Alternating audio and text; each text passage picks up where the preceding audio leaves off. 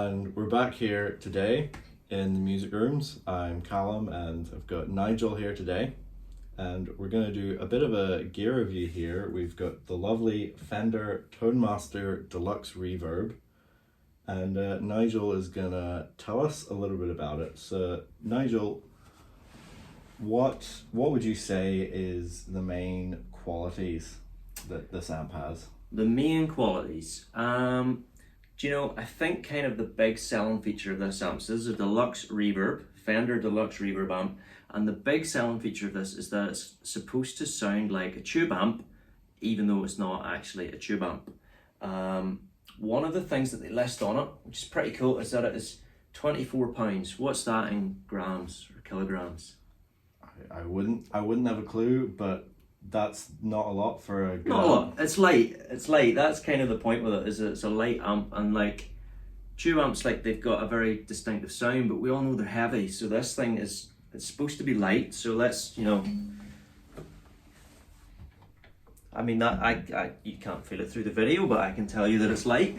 Yeah, I mean, I carried this upstairs, and I mean, it was heavy enough to carry upstairs, but like, yeah, nothing compared to another good amp that would be probably twice the weight. Twice the weight, yeah. Like we've got the Fender Pro Junior downstairs as well, which is like twice the weight of this and half the size. So this is great for what it is.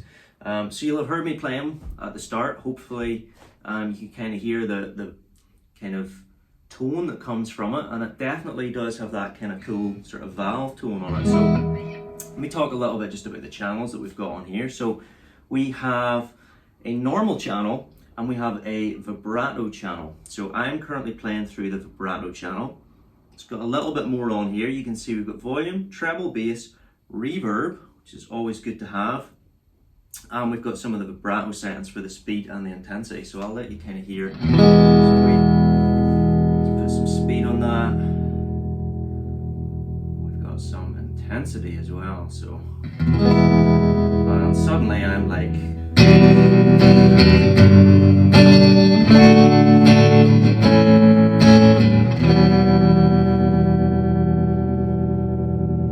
any Green Day fans know Boulevard of Broken Dreams? Yeah,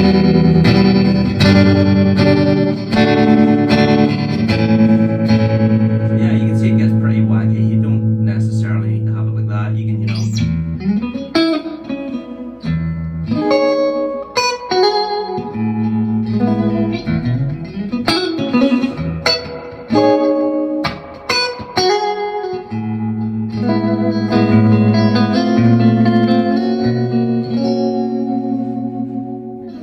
So yeah, you can kind of set it whatever way you want, but it sounds great. What do you think? Yeah, I mean, as someone who would admit I don't really know probably anything about the technical side of music, there is a clear difference in the different settings that you went through there. Like, there is a noticeable change. Like, there's plenty of gear equipment out there that, you know, there's supposed to be a difference, but to someone like me with probably an untrained ear, there's not really anything, but there is a definite clear difference. Yeah, like I mean, even between, so let's switch over to the normal channel. I'm really sorry if this hurts your ears at home with the, oh, it didn't make a big pop. I thought it would.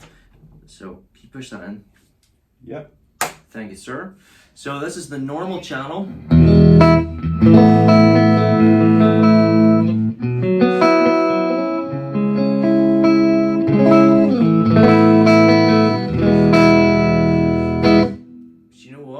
Sounds pretty good. I mean, there's no reverb on it. You only get that on the vibrato channel, but it still sounds great. Yeah, I mean, like, that's pretty much your standard sort of standard kind of clean amp, clean like Fender amp sound. If you had a pedal board running into that and you had reverb and everything on there, you could do so much with it. But I'm going to switch back to the vibrato one because I really, that is my kind of, that's my sort of tone. I like that, so I'm going to go with that and put the reverb up a little bit. So yeah, as we were saying, this weighs 24 pounds. I don't know what that is in kilograms, but just take my word for it, it's light. Much lighter. Let's see, so what else have we got on here? So we have a single Jensen. Anyone that knows anything about speakers, Jensen are pretty good. So we've got a Jensen N12K. How do you say that word, Calum? Neodymium. Neodymium. There's all kinds of speaker nerds out there going now like, oh, they don't know how to say neodymium. Whatever it is, neodymium speaker for sparkle and clarity. I'm pretty sure we're getting some nice, clean, sparkly tones out of that. I mean, straight nice. away after hearing the normal going on to the vibrato, that is it's just a different kind of amp, isn't it? So.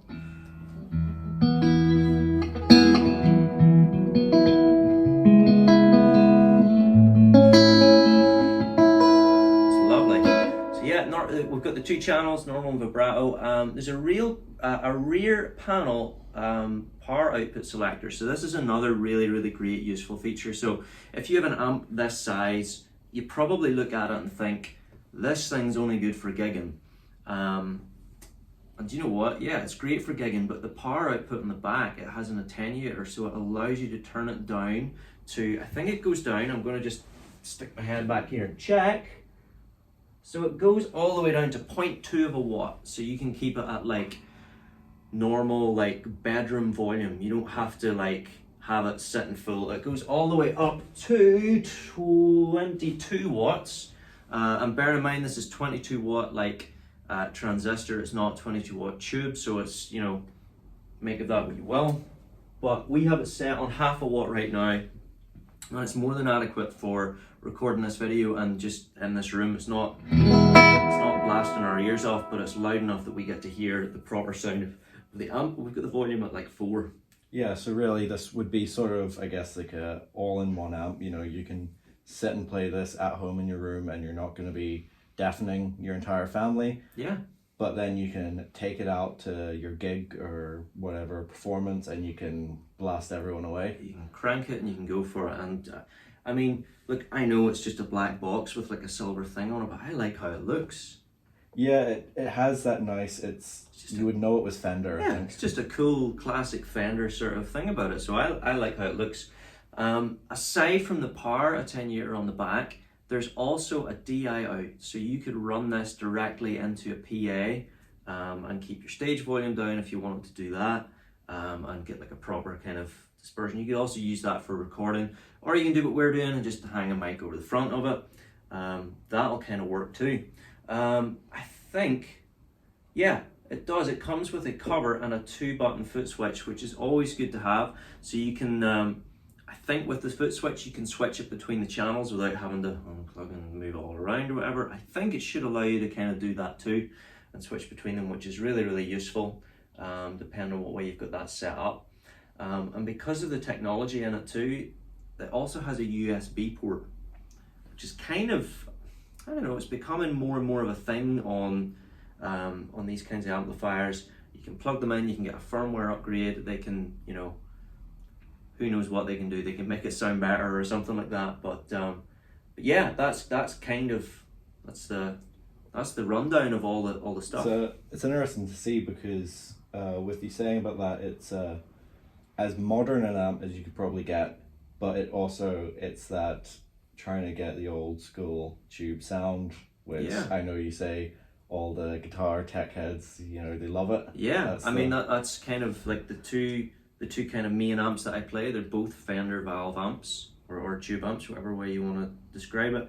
And this, if I'm honest, just because of the weight of it, I like this. I think this could be, you know, for me, hearing the sound of that and hearing how close it is to a valve amp, it's convincing enough that I would say I would kind of go for that over having to lug around a massive, you know, I say massive, the hot rod that I play is about the same size, but it weighs 2 or maybe like 3 times as much as this. So. Yeah, I mean, you can't really see, but like it's pretty hollow in the back, and nothing in the back is that heavy really. There isn't like a bunch of valves back there or like anything like that. It's really just look into it and it's just a big empty cab with a speaker in it, so there's not a lot of weight in it, which really is a massive kind of benefit.